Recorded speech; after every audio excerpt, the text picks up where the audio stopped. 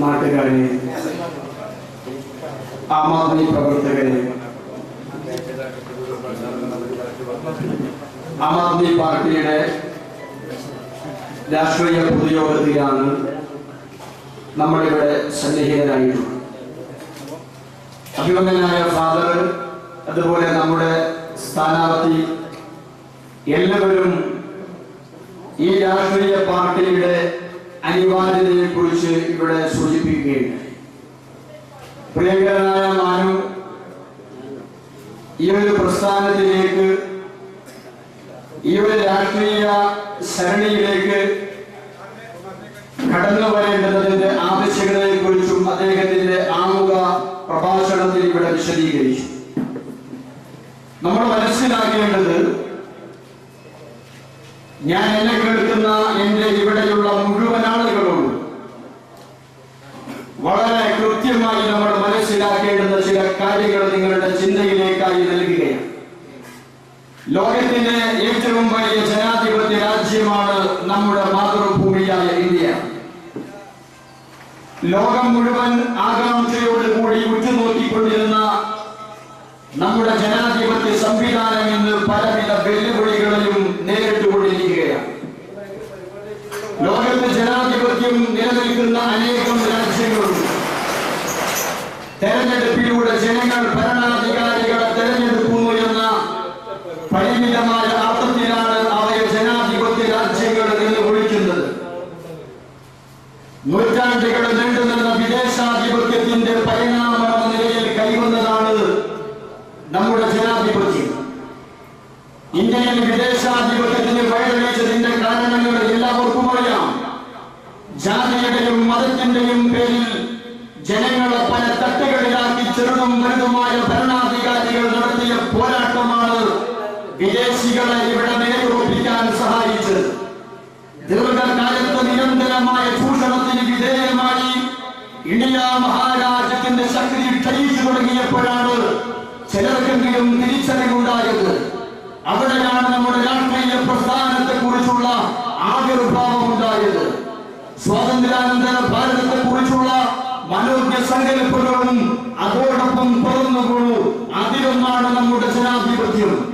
അംബേദ്കറുടെ നേതൃത്വത്തിൽ എഴുതി തയ്യാറാക്കപ്പെട്ട ഭരണഘടനയിൽ ഏറെ പ്രാധാന്യമർഹിക്കുന്ന സോഷ്യലിസം ഇന്നും മരീചികയായി തുടരുകയാണ്. ബഹുഭൂരിപക്ഷം വരുന്ന ദരിദ്ര നാരായണന്മാരുടെ നാട്ടിൽ വോട്ടവകാശം കൊണ്ട് മാത്രം ജനാധിപത്യത്തെ രക്ഷിക്കാനാകില്ല. വോട്ടവകാശത്തോടൊപ്പം സാമൂഹിക, സാമ്പത്തിക, സാംസ്കാരിക രംഗങ്ങളില് അസമത്വം കൂടി അവസാനിപ്പിച്ചാല് ജനാധിപത്യത്തിന്റെ പൂർണ്ണമായ അർത്ഥം കൈവരിക്കുകയുള്ളൂ. നിർഭാഗ്യകരമെന്ന് പറയട്ടെ, ഇന്നും ആ വഴിക്കുള്ള യാതൊരു നീക്കങ്ങളും നടക്കുന്നില്ല. ദാരിദ്ര്യവും തൊഴിലില്ലായ്മയും പെരുകി വരികയാണ്. നാട്ടിൻ പുറത്ത് സർക്കാർ ആഫീസ് മുതൽ സമുന്നതരായ ഭരണാധികാരികളുടെ കോട്ടക്കൊത്തുള്ള പ്രാകാരങ്ങളുടെ വരെ അഴിമതിയുടെ കൂത്തരങ്ങായി മാറിക്കൊണ്ടിരിക്കുകയാണ്. ഇന്ത്യൻ ജനാധിപത്യം നേരിടുന്ന മറ്റൊരു വെല്ലുവിളിയാണ് പ്രാദേശികവാദം. ജാതിയുടെയും മതത്തിന്റെയും ഭാഷയുടെയും ദേശത്തിന്റെയും പേരിൽ ജനങ്ങൾ പരസ്പരം പോരടിക്കുകയാണ്. സംസ്ഥാനങ്ങൾക്ക് വേണ്ടി മുറവിളി കൂട്ടുകയാണ്. ഈ ഒരു സാഹചര്യത്തിലൂടെ, ഈ ഒരു പരിതാപകരമായ ശോചനീയമായ ഒരു പരിസ്ഥിതിയിലൂടെ ഈ രാജ്യം മുന്നോട്ട് പോകുമ്പോ എന്റെ പ്രിയങ്കരായ ആളുകൾക്ക്, എന്റെ നാട്ടുകാർക്ക് ഒരു രാഷ്ട്രീയ പ്രസ്ഥാനത്തിന്റെ വേദിയിൽ ഞാൻ ആദ്യമായി നിൽക്കുന്നത് ഒരുപക്ഷെ നിങ്ങൾക്ക് ആശ്ചര്യമുണ്ടായിട്ടുണ്ടാകും. പല ആളുകളും വിളിച്ചിട്ടുണ്ട്, പല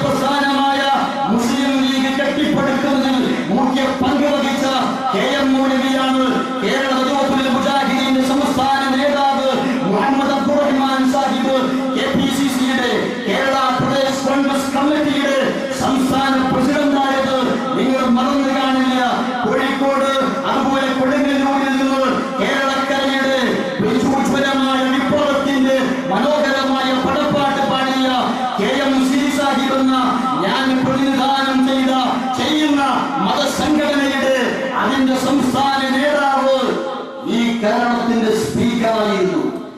അതുകൊണ്ട് രാഷ്ട്രീയ വേദികളിൽ കടന്നു വരുമ്പോ ആരും ആശ്ചര്യപ്പെടേണ്ടതില്ല. ഇത് സാഹചര്യമാണ്.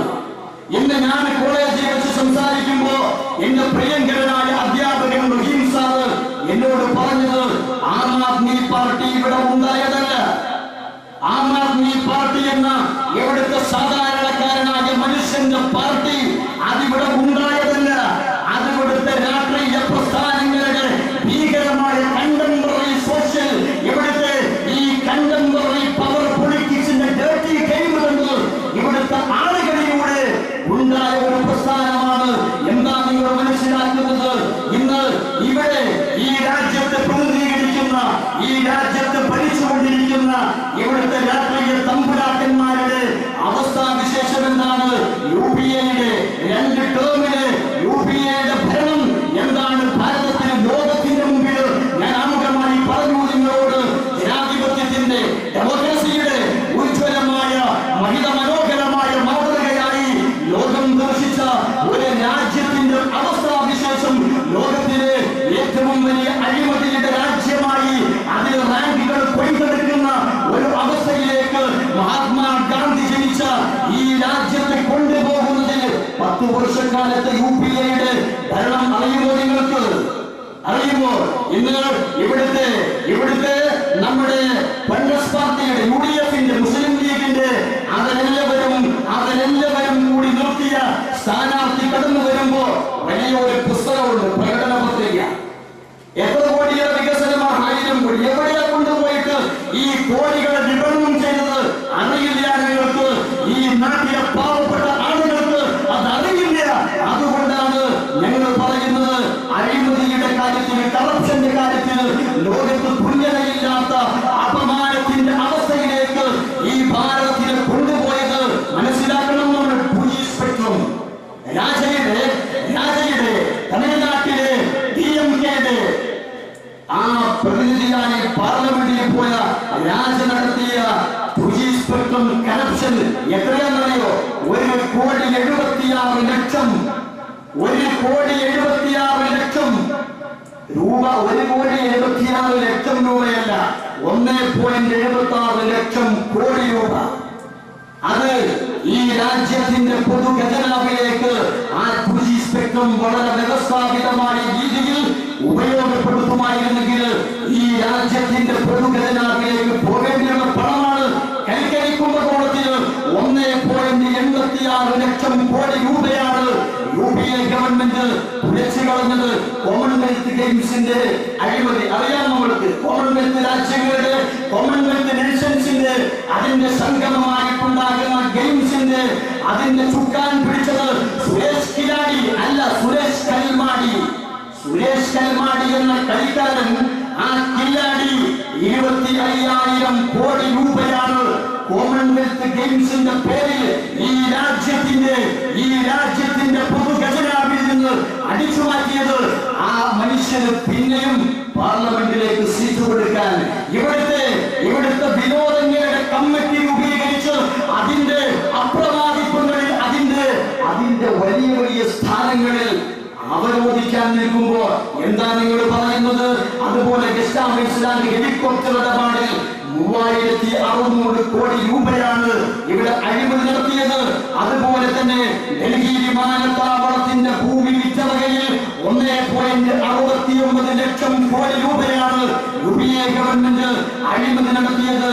റിലയൻസിന് അനുസൃതമായി ഇവിടുത്തെ കൽക്കരി പാടങ്ങളിൽ ഖനനം നടത്താനുള്ള അനുമതി കൊടുത്തതിന്റെ പേരിൽ 29,033 കോടി രൂപയാണ് ധീരുഭായ് അംബാനിയുടെ, മുകേഷ് ധീരുഭായ് അംബാനിയുടെ ഇവിടെ ബഹുമാനായ ഫാദർ സൂചിപ്പിച്ചു, നിങ്ങളോട് മനോഹരമായി വിശദീകരിച്ചു. അച്ഛനിവിടെ ഇന്ത്യ രാജ്യത്തിന്റെ, ഞാനും നിങ്ങളും ജീവിച്ചുകൊണ്ടിരിക്കുന്ന ഈ മഹാരാജ്യത്തിന്റെ ഇവിടുത്തെ ധാതുവായി ഇവിടുത്തെ ഈ രാജ്യത്തിന്റെ ഉൽപ്പന്നമായ നമ്മുടെ ബേസിലിൽ നിന്ന് വാരിയെടുക്കുന്ന പെട്രോളിയം ഉൽപ്പന്നങ്ങൾ ഈ രാജ്യത്തിന് ലോകത്തെവിടെയുമില്ലാത്ത വില കൊടുത്തിട്ട് ഇത് വാങ്ങേണ്ടി വരുന്ന ഒരു അവസ്ഥയിലേക്ക് ഈ രാജ്യത്തിലെ ആളുകളെ തകർച്ചയിലേക്ക്, പട്ടിണിയുടെ, പരിവർത്തത്തിന്റെ, കഷ്ടപ്പാടിന്റെ, ബുദ്ധിമുട്ടിന്റെ അവസ്ഥയിലേക്ക് കൊണ്ടു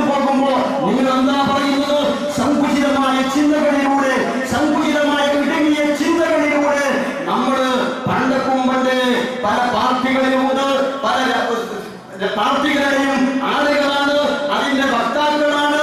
അതുകൊണ്ട് തന്നെ അതിനപ്പുറം നമ്മൾ ചിന്തിച്ചു പോകരുത് എന്ന ജുഗുപ്സാവഹമായ ഇടുങ്ങിയ ചിന്താഗതികളുമായി നിങ്ങൾ മുന്നോട്ട് പോയാൽ ഒരിക്കലും രക്ഷപ്പെടാൻ കഴിയില്ല. ഇവിടെ ഇരിക്കുന്ന ഈ കൂട്ടത്തിന്, ഈ തലയിൽ ആം ആദ്മി പാർട്ടിയുടെ തൊപ്പി വെച്ച എന്റെ പ്രിയങ്കരായ ആം ആദ്മി പാർട്ടി പ്രവർത്തകരോട് ഇവിടെ മുഖത്തേക്ക് നോക്കുമ്പോൾ ഇവിടെ ഹിന്ദുവുണ്ട്, ഇവിടെ മുസ്ലിമുണ്ട്, ഇവിടെ ക്രിസ്ത്യാനിയുണ്ട്.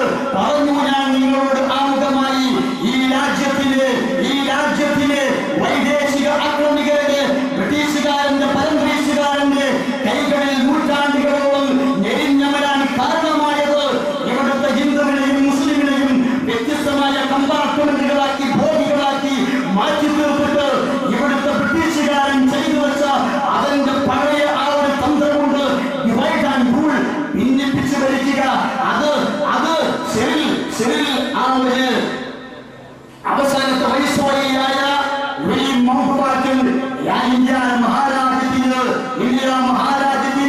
സ്വാതന്ത്ര്യം കൊടുത്തിട്ട് അതിന്റെ രേഖകൾ കൈമാറിയിട്ട് ഇവിടുന്ന് വണ്ടി കയറുന്നതിന് മുമ്പ് സിവിൽ റാഡിക്കൽസിനെ കൊണ്ട് വെട്ടിമുറിച്ച് ഈ മഹാരാജ്യത്തെ തുണ്ടമാക്കി ഇവിടെയുള്ള ആളുകളുടെ മനസ്സിലേക്ക് ഭീകരതയുടെ, വർഗീയതയുടെ, അക്രമ വിധ്വംസതയുടെ ആ ഒരു വിത്തുപാടി കടന്നുപോയതിന്റെ ബാക്കിപത്രമായി കൊണ്ട് ഇവിടുത്തെ ഹിന്ദുക്കളോട്, ഇവിടുത്തെ മുസ്ലിമീങ്ങളോട്, ഇവിടുത്തെ ക്രിസ്ത്യാനികളോട്, എന്റെ പ്രിയങ്കരായ സഹോദരന്മാരോട്, നിങ്ങളോടാണ് ഞാൻ സംസാരിക്കുന്നത്. നമ്മുടെ ജാതിയുടെ പേരിൽ, മതത്തിന്റെ പേരിൽ, വർഗത്തിന്റെ പേരിൽ, വർണ്ണത്തിന്റെ പേരിൽ ഇവിടെ പരസ്പരം തമ്മിലടിപ്പിച്ച് കമ്പാർട്ട്മെന്റുകളാക്കി ഭോഗികളാക്കി നിർത്തിയിട്ട് ഇവിടെ പല ലാഭവും കയ്യെപ്പയാൻ വേണ്ടി മൗപാറ്റിന് ശേഷവും ശ്രമിക്കുന്ന വൈദേശികരായ ആളുകൾ മനസ്സിലാകുന്ന നിങ്ങൾക്ക് അനുവദിച്ചു കൊടുക്കരുത്. എവിടേക്കാണ് നമ്മൾ പോകുന്നത്? ഈ കണ്ടതാണിന്റെയെങ്കിലും ദീനവർ തല്ലി ഓടിച്ചു വെറുതെ സായിപ്പിലെ എന്ന് മഹാകവി പിയെ കൊണ്ട് പാടിപ്പിച്ചു. നമ്മള് ഇന്ത്യ എന്റെ വയറ്റിൽ പിറന്നതിന് നാണം മറയ്ക്കാൻ ഒരു സ്വാതന്ത്ര്യ പതാക പോലുമില്ലാതെ ഞാൻ ചൂടിയൊഴിഞ്ഞു പോയി എന്ന് സച്ചിദാനന്ദനെ കൊണ്ട് പറയിപ്പിച്ചു. നമ്മുടെ നിരത്തിലൂടെ ഓടുന്ന വാഹനങ്ങളുടെ പുറകിൽ സ്റ്റിക്കോട്ടിച്ചിട്ടുണ്ട്, മേരാ ഭാരത് മഹാൻ, എന്റെ ഭാരതം മഹാനാണ്. അങ്ങനെയാണോ ഇന്ന് വള്ളത്തോട് മനോഹരമായി പാടി ഭാരതമെന്ന പുറ കേട്ടാൽ അഭിമാനപൂരിതമാകണമെന്നില്ലെന്നും കേരളമെന്ന് കേട്ടാലോ തിളക്കണം ചോര നമുക്ക് ഞരമ്പുകളിൽ. അങ്ങനെയാണോ ഇന്ന് ഭാരതം? കാരണം അല്ല. ഒരു വല്ലാത്ത അവസ്ഥയിലേക്ക് ഈ രാജ്യത്തിലെ ആളുകളെ, ഹിന്ദുവിനെ, മുസ്ലിമിനെ, ക്രിസ്ത്യാനിയെ, മതമുള്ളവനെ, മതമില്ലാത്തവനെ തമ്മിൽ തല്ലിച്ചിട്ട് അതിലൂടെ രാഷ്ട്രീയമായ ലാഭം ചെയ്യാൻ വേണ്ടി, അതിലൂടെ തങ്ങളുടെ അധികാര സിംഹാസനം ഏതൊരു കാലഘട്ടത്തിലും അതിങ്ങനെ മങ്ങാതെ മറയാതെ, അത് തളരാതെ ഇവിടെ നിലനിർത്തണമെന്ന് ആഗ്രഹിക്കുന്ന രാഷ്ട്രീയ തമ്പുരാക്കന്മാരുടെ കോട്ടകൊത്തളങ്ങൾ ഉറപ്പിക്കണമെങ്കിൽ ഈ രാജ്യത്തിന് വേണ്ടി, ഈ രാജ്യത്തിലെ പൗരന്മാർക്ക് വേണ്ടി, ഇവിടുത്തെ മണ്ണിന്റെ മണമുള്ള പാവം മനുഷ്യർക്ക് വേണ്ടി, ഇവിടുത്തെ ദരിദ്ര നാരായണന്മാരായ 120 കോടി മനുഷ്യർക്ക് വേണ്ടി 1 കോടിയാണ് കിട്ടുക. ആ 1 കോടി ആളുകൾ അവർ മാത്രം ഈ രാജ്യത്തിന്റെ ഇതിന്റെ ധാതുക്കളും ഇവിടുത്തെ വിഭവങ്ങളും അതിങ്ങനെ ആസ്വദിച്ച് അഭിനന്ദിച്ച് അവരിങ്ങനെ അതിന്റെ മനോഹരമായ അവസ്ഥയിൽ ജീവിതം കൊള്ളേണ്ട ആളുകളല്ല. നിങ്ങൾ എന്താ മനസ്സിലാക്കിയത്? പ്രിയങ്കരായ അച്ഛനിവിടെ വിശദീകരിച്ചു. ഈ നാടുകളിലൂടെ നടത്തുന്ന, ഈ രാജ്യത്തിന്റെ പ്രാന്തപ്രദേശങ്ങളിൽ നടത്തുന്ന വികസനം എവിടെ നിന്ന് കൊണ്ടുവരുന്നതാ? ഇവിടുത്തെ റോഡും, ഇവിടുത്തെ പാലവും, ഇവിടുത്തെ ആശുപത്രിയും അതാരും അവരവന്റെ തറവാട്ടിൽ നിന്ന് വാരിക്കോരി കൊണ്ടുവരുന്നതല്ല. ഈ നാട്ടിലെ പാവപ്പെട്ട ദരിദ്ര നാരായണന്മാര് കരം കെട്ടുന്ന പിച്ചപ്പണം അത് കുന്നുകൂടുമ്പോ, ആ പിച്ചപ്പണം കുന്നുകൂടി അത് കോടാനുകോടിയാകുമ്പോ അതപ്പാടെ കൂട്ടി വാരിയിട്ട് സ്വിറ്റ്സർലാൻഡിൽ സ്വിസ് ബാങ്കിൽ കൊണ്ടുപോയി അത് തളച്ചു വെക്കുമ്പോ അതിന്റെ കണക്കവതരിപ്പിക്കരുത് എന്ന് പറഞ്ഞിട്ട് ബില്ല് പാസ്സാക്കണം അല്ലേ? സ്വിസ് ബാങ്കിൽ കൊണ്ടുപോയി വെച്ചിരിക്കുന്ന അടയിരിക്കുന്ന കോടാനുകോടി പണം ആരുടേതാണ്, അതിന്റെ പേരും വിവരവും മേൽവിലാസവും ഇവിടെ അവതരിപ്പിക്കരുത്. അതാരാണെന്ന് ഇവിടെ പറയാൻ പാടില്ലെന്ന് പറയുമ്പോ, അതിനുവേണ്ടി ശബ്ദമുയർത്തുമ്പോ, ഇവിടെ ജീവിക്കുന്ന പാവപ്പെട്ട ഭാരതത്തിന്റെ മണ്ണിന്റെ മക്കള് അവന്റെ ഉപ്പിനും മുളകിനും മണ്ണെണ്ണക്കും അവന്റെ കടുകിനും ഉലവക്കും ചുണ്ടം ചുമത്താൻ അവൻ വായിലേക്ക് കൊണ്ടുപോകുന്ന ഓരോ ഉരുള ചോറിനും അതിന്റെ വച്ചിനും ചുണ്ടത്തിനുമേൽ ചുണ്ടം ചുമത്താൻ ഇവിടുത്തെ രാഷ്ട്രീയക്കാർ ഒത്തൊരുമയോടെ അതിനുവേണ്ടി പരിശ്രമിച്ചുകൊണ്ടിരിക്കുമ്പോ മാറാൻ കഴിയണം. നമുക്ക് ഒരു പരിവർത്തനം അനിവാര്യമാണ്. നമുക്ക് ഈ രാജ്യത്തിന് വേണ്ടി ഭരണം നടക്കുന്ന ഒരു അവസ്ഥയിലേക്ക് അതിന് ആരും വിഷമിക്കേണ്ടതില്ല, ദേഷ്യം പിടിക്കേണ്ടതില്ല, പ്രയാസം തോന്നേണ്ടതില്ല.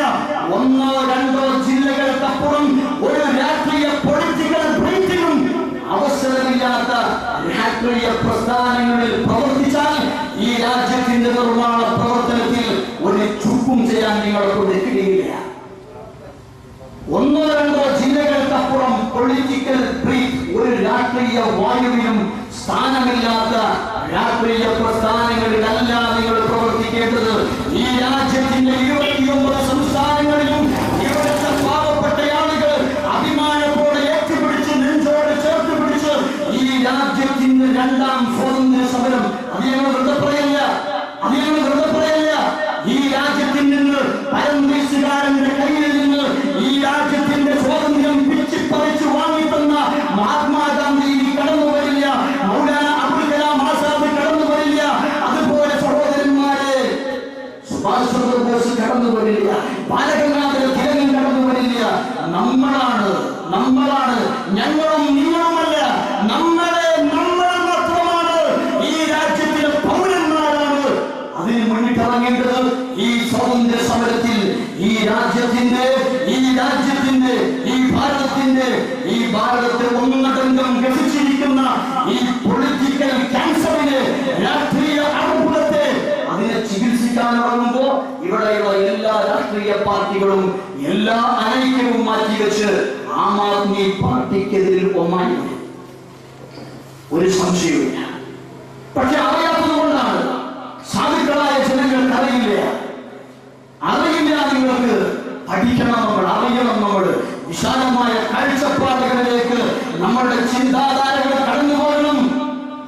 ബ്രിട്ടീഷുകാരൻ ഇവിടുത്തെ ഹിന്ദുവിനെയും മുസ്ലിമിനെയും പരസ്പരം തമ്മിൽ തല്ലി നിലനിർത്തിയ ഭരണം, ആ ഭരണം അതേ തന്ത്രമാണ് ഇന്നും ഭാരതം നേരിട്ടുകൊണ്ടിരിക്കുന്നത്. ആ ഒരു പൊളിറ്റിക്കൽ സ്ട്രാറ്റജിയാണ്, ആ ഒരു രാഷ്ട്രീയ തന്ത്രമാണ്. തിരിച്ചറിയാൻ കഴിയണം. എന്റെ പ്രിയപ്പെട്ട സഹോദരന്മാരെ, തെറ്റിദ്ധരിക്കരുത്. ഹിന്ദുവിനെയും മുസ്ലിമിനെയും പരസ്പരം തമ്മിൽ തല്ലിച്ചിട്ട് കമ്പാർട്ട്മെന്റുകളാക്കി നിർത്തിയിട്ട് ഭരണം കൈയടക്കാൻ ശ്രമിക്കുക. ആ ഭരണത്തിന്റെ ചക്രം അത് കയ്യിൽ നിന്ന് ഒരു കാലത്തും നഷ്ടപ്പെട്ടു പോവാതിരിക്കാൻ പരസ്പരം അകറ്റുക. എന്റെ കൂടെ സ്കൂളിൽ പഠിച്ച എന്റെ സഹോദരന്മാർ ഇവിടെ ഇരിക്കുന്നുണ്ട്. സ്നേഹത്തോടെ, ഇഷ്ടത്തോടെ, പാരസ്പര്യത്തോടെ, സഹാനുഭൂതിയോടെ നമ്മൾ ജീവിച്ച ആ ഒരു മനോഹരമായ കാലഘട്ടമാണോ ഈ ചുരുങ്ങിയ വർഷങ്ങൾ കഴിഞ്ഞപ്പോൾ നമ്മുടെ മനസ്സിലുള്ളതെന്ന് നിങ്ങളൊന്ന് ശാന്തമായി ചിന്തിക്കണം. എവിടേക്കാണ് നമ്മൾ പോകുന്നത്? ഏതൊരു ഭീകരമായ, ഭീഭത്സമായ, ഭയാനകമായ അവസ്ഥയിലേക്കാണ് ഈ രാജ്യത്തെ ആളുകൾ, ഇവിടുത്തെ അധികാരികൾ അവരുടെ രാഷ്ട്രീയ അധികാരം പിടിച്ചു നിർത്താൻ വേണ്ടി കൊണ്ടുപോകുന്നത്? അങ്ങ് മുംബൈയിൽ നിന്ന് അയാൾ വിളിച്ചു പറയുക, ഹിന്ദി, ഹിന്ദു, ഹിന്ദുസ്ഥാൻ, ഉർദു, മുസ്ലിം, പാകിസ്ഥാൻ, जो हिंदुस्तान में रहना होगा, वंदे मातरम कहना होगा, राम नाम लेना होगा, मगर बाबर का बच्चों के खून से हम होली मनाएंगे. ഇന്ത്യയും ഹിന്ദുവും ഹിന്ദുസ്ഥാനിൽ ഇന്ത്യയും ഉണ്ടാവണം. ഉർദു മുസ്ലിം പാകിസ്ഥാനിലേക്ക് പോകണം. जो हिंदुस्तान में रहना होगा, ഇന്ത്യയിൽ നിൽക്കുന്നാണെങ്കിൽ വന്ദേ മാതരം कहना होगा, രാമനാമം लेना होगा, വന്ദേ മാതരം വിളിച്ചു പറയണം, രാമനാമം ജപിക്കണം.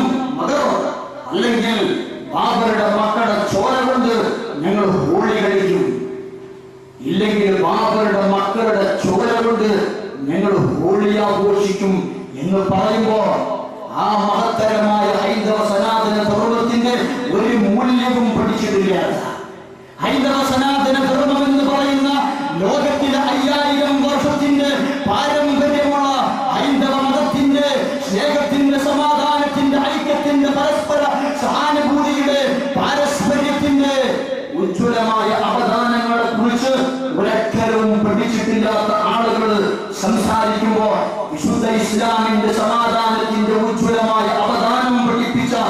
പ്രവാചകനെ കുറിച്ച് അറിയാത്ത ആളുകൾ അതിനപ്പുറത്തേക്ക് മറുപടി ബദറിന്റെ മക്കളെ, ഉഹദിന്റെ മക്കളെ, ഹുനൈനിന്റെ മക്കളെ, മഅഖായുടെ മക്കളെ, ഫത്ഹ് മക്കായുടെ മക്കളെ, നിങ്ങളുടെ ഒരു തുള്ളി ചോരായിക്ക് പകരം 10 ലിറ്റർ ചോര തിരിച്ചു തെറിപ്പിക്കാൻ ആവശ്യമുള്ള മുസ്ലിമീങ്ങളുടെ പരസ്പരം അങ്ങോട്ടും ഇങ്ങോട്ടും ഈ രാജ്യത്തെ ജനങ്ങളെ, ഈ രാജ്യത്തെ പൗരന്മാരെ, ഈ രാജ്യത്തിന്റെ മണ്ണിന്റെ മക്കളെ പരസ്പരം ഭീകരാന്തരീക്ഷത്തിൽ നിലനിർത്തിക്കൊണ്ട് മനസ്സിൽ കുടികൊള്ളേണ്ടുന്ന മതത്തിന്റെ വികാരങ്ങൾ, ആദർശങ്ങളെ, വിചാരങ്ങളെ അത് വികാരങ്ങളാക്കി ഉദ്ദീപിപ്പിച്ച് മുഷ്ടിയിലേക്ക് ആവാഹിച്ച് അവരുടെ നെഞ്ചിൽ പ്രയോഗിക്കാൻ അതിനുവേണ്ടി കോപ്പുകൂട്ടുന്ന രാഷ്ട്രീയ തമ്പുരാക്കന്മാരുടെ ലക്ഷ്യം തിരിച്ചറിയാൻ കഴിയണം നമുക്ക്.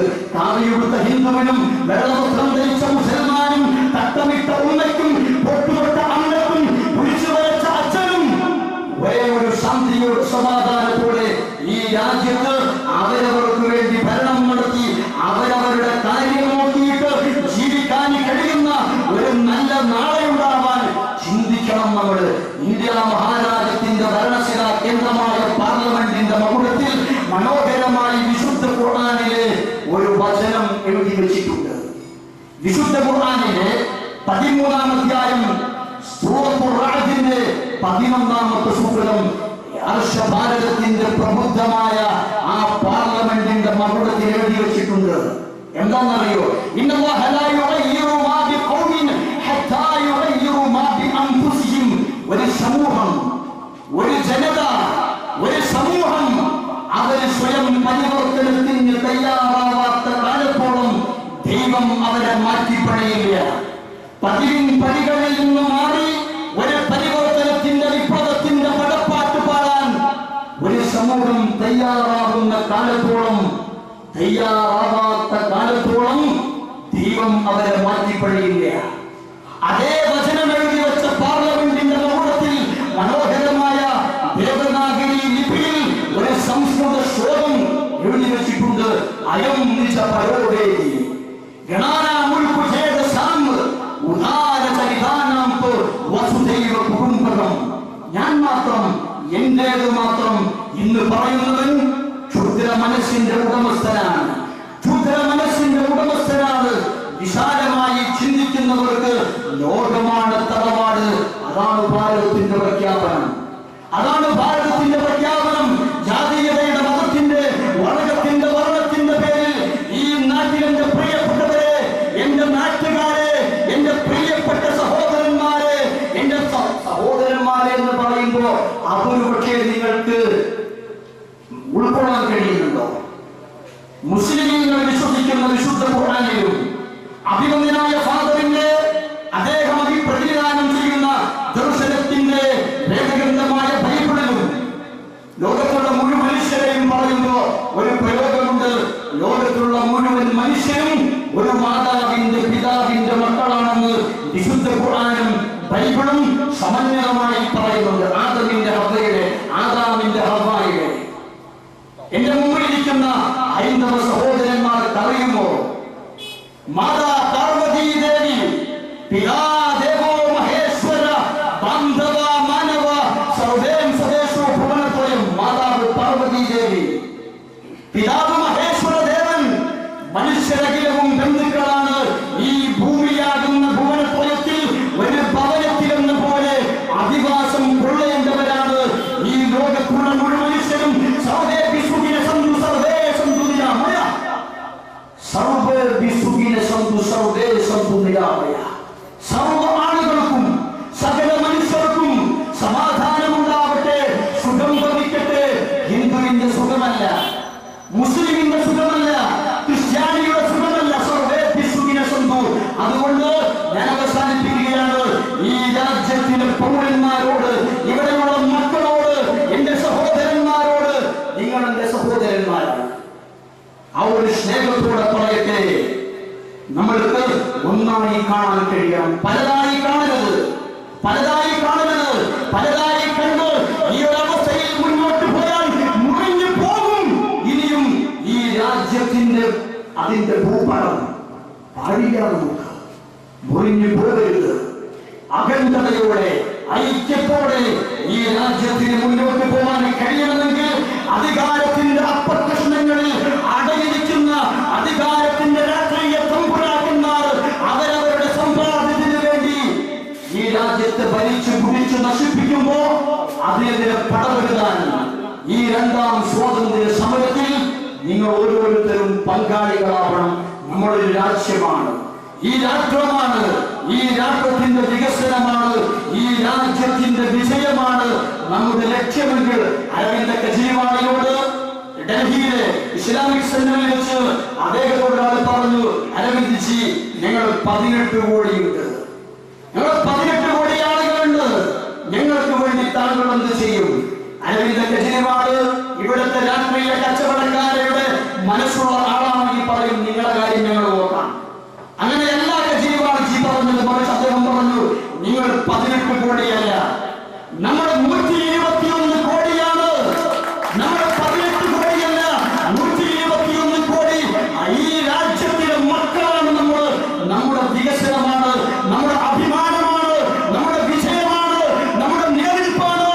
ഈ ലോകത്തിന്റെ മുമ്പിൽ അഭിമാനത്തോടെ നമുക്ക് നിലകൊള്ളണമെങ്കിൽ ഒന്നിച്ചൊറ്റക്കെട്ടായി ഒന്നായി ഈ രാജ്യത്തിന്റെ മണ്ണിന്റെ മക്കൾ വർഗീയതയില്ലാത്ത, അക്രമ ചിന്തകളില്ലാത്ത വിശാലമായ ചിന്തകളിലൂടെ വസുദൈവ കുടുംബം, ലോകമാണ് തറവാട്, ആ ഒരു മനോഹരമായ കാഴ്ചപ്പാടിലൂടെ മുന്നോട്ട് പോകാൻ കഴിയുന്ന ഒരു നല്ല നാളേക്ക് വേണ്ടി, ഒരു നല്ല നാളേക്ക് വേണ്ടി നിങ്ങൾ ആം ആദ്മി പാർട്ടിയെ വിജയിപ്പിക്കാൻ നിങ്ങളുടെ മനസ്സിന്റെ അംഗീകാരം, വിലമതിക്കാനാവാത്ത നിങ്ങളുടെ മനസ്സാക്ഷിയുടെ അംഗീകാരം നമ്മളുടെ രാഷ്ട്രീയ തെരഞ്ഞെടുപ്പ് ചിഹ്നമായ ചൂൽ അധികാരത്തിൽ അടയാളത്തിൽ രേഖപ്പെടുത്തിക്കൊണ്ട് നമ്മുടെ സ്ഥാനാർത്ഥിയെ വിജയിപ്പിക്കണമെന്ന് വിനയത്തോടെ നിങ്ങൾക്ക് വേണ്ടി, നമുക്ക് വേണ്ടി, നമ്മളോട് ഞാൻ പറയുകയാണ്.